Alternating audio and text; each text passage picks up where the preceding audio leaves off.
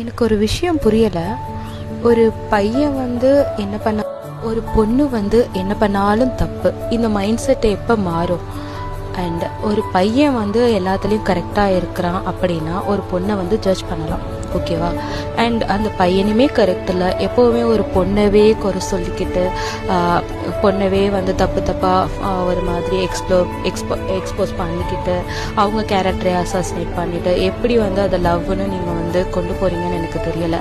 And இந்த பையன் சைட்லேயும் தப்பு இருக்கலாம், அந்த பொண்ணு சைட்லேயும் தப்பு இருக்கலாம்.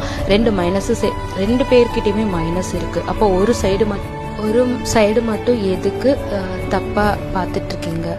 இப்போ அந்த பையனும் தப்பு அந்த பொண்ணும் தப்பு அப்படின்னா ரெண்டு பேர்கிட்டையுமே மைனஸ் இருக்குன்னா அந்த ரெண்டு பேருமே உட்காந்து பேசி ஒரு கான்வர்சேஷன் பில்டு பண்ணி இதெல்லாம் இதுக்கப்புறம் நடக்கக்கூடாது அப்படின்னு ரெண்டு பேருமே அவங்களுக்குள்ள ஒரு நம்பிக்கையை வச்சுக்கிட்டு திருப்பி அவங்க ரெண்டு பேருமே கம்பேக் கொடுத்து திருப்பி அந்த அண்டர்ஸ்டாண்டிங்கோட லைஃப்பை கொண்டு போகிறது தான் ஒரு பெஸ்ட்டான ட்ரூவான லவ்னு நான் நினைக்கிறேன். நீங்கள் என்ன நினைக்கிறீங்க?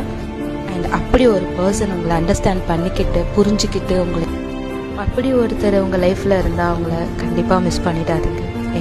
அண்ட் சோஷியல் மீடியாவில் பேசுகிற எல்லாருமே நிஜ லைஃப்பில் அப்படி இல்லை, அதான் ஒன்று.